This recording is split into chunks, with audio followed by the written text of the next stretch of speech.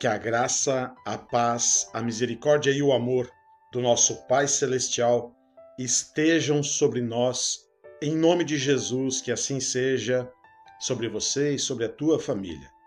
Convido você a fazer uma reflexão comigo sobre o livro O Caminho a Cristo. Esse livro tem um capítulo intitulado O Privilégio de Falar com Deus.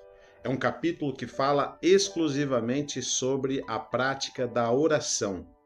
E eu convido você a refletir comigo em mais um parágrafo desse capítulo, tá bom?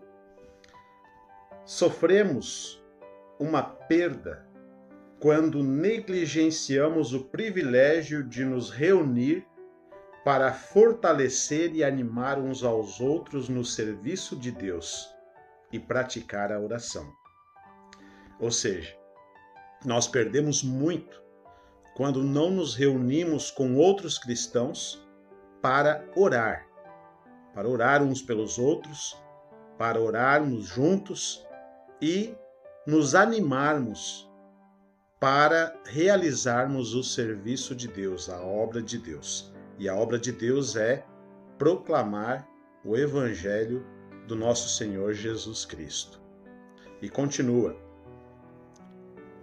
as verdades da sua palavra, as verdades da palavra de Deus, perdem o atrativo e a importância para a nossa mente. Então, nós perdemos muito por não nos reunirmos, por não orarmos uns pelos outros, e as verdades da palavra de Deus, elas vão perdendo o atrativo para a nossa mente e nós nos desinteressamos pela palavra de Deus. Exatamente. A palavra de Deus vai perdendo o interesse, o atrativo para a nossa mente. Nós vamos ocupando a nossa mente com outras coisas. Vejam a importância de nós estarmos juntos e orarmos juntos, orarmos uns pelos outros. Tem mais consequências, de não nos reunirmos para adorar a Deus. Aqui diz que o nosso coração, ele deixa de ser iluminado. O nosso coração, a nossa alma, a nossa mente, nosso jeito de pensar, de acreditar, deixa de ser iluminado e comovido por sua influência santificadora, pela influência santificadora da palavra de Deus.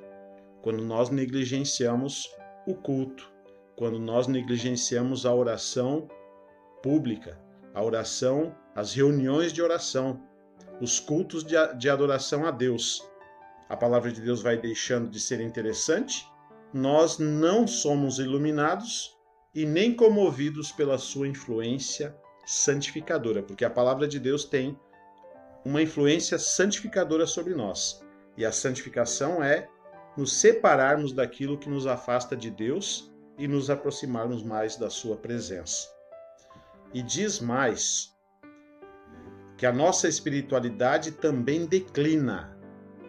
Ou seja, nós passamos a pensar nas coisas deste mundo, apenas as coisas deste mundo, e vamos deixando de buscar e de pensar nas coisas espirituais, nas coisas do mundo eterno.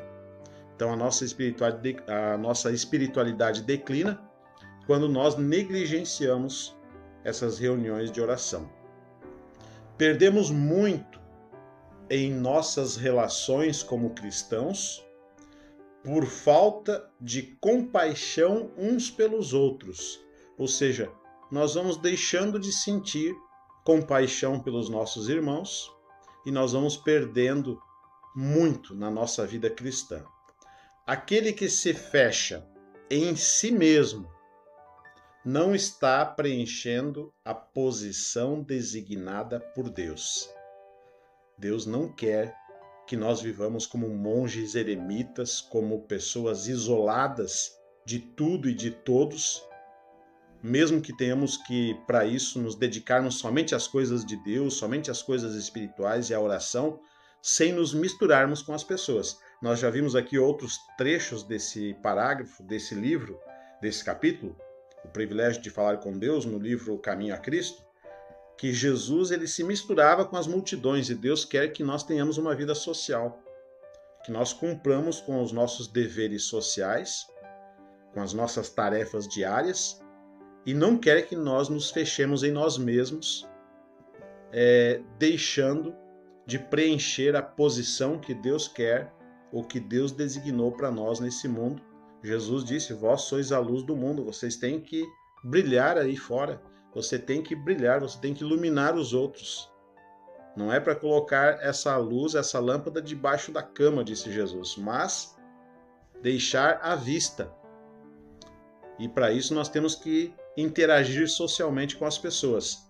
E diz ainda que o cultivo adequado dos elementos sociais de nossa natureza humana desenvolve a compaixão de uns em relação aos outros e é uma maneira de nos fazer crescer e de nos fortalecer para o serviço de Deus.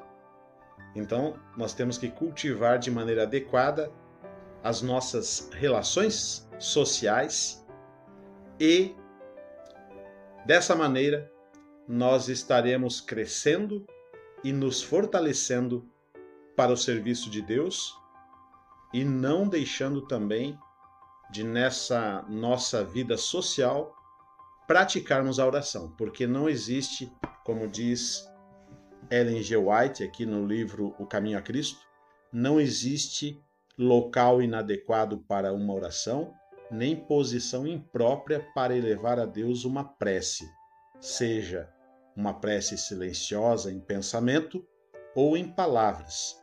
Nós temos que sempre estarmos em espírito de oração na nossa vida social, nas nossas relações sociais, na nossa comunhão com os nossos semelhantes, para que possamos então demonstrar compaixão, assim como Deus demonstra para conosco. Nós temos que demonstrar compaixão. Sempre que eu pratico as minhas orações de madrugada, pela manhã, durante o dia, antes de dormir, sempre que eu converso com o nosso Pai Celestial, o Espírito de Jesus me diz sempre a mesma coisa. Trate as pessoas como eu trato você, com bondade, compaixão, perdão e misericórdia. Mas antes, trate você mesmo com bondade, compaixão, perdão e misericórdia. Porque Jesus disse: ama o teu próximo, ama o teu semelhante, como a ti mesmo, como você ama você mesmo. Então, o amor ao outro, o amor ao próximo, começa com o amor próprio. Deus quer que nós tenhamos bondade. Deus quer que nós tenhamos compaixão e que pratiquemos o perdão e a misericórdia conosco mesmo, primeiro, para depois praticar com os nossos semelhantes. Tá bom? Eu invoco sobre você nesse momento a bênção do Eterno, a bênção que está lá em Números 6, verso 24 a 26, quando o próprio Deus prometeu que abençoaria os seus filhos ao declarar: que o Senhor te abençoe e te guarde, que o Senhor faça resplandecer o seu rosto sobre ti e tenha misericórdia de ti, que o Senhor sobre ti levante o seu rosto e te dê a paz. Que assim seja sobre a tua vida e sobre a vida dos teus familiares, conforme a palavra e a promessa de Deus, o Senhor, em nome de Jesus. Amém. Amém e amém. Graças a Deus.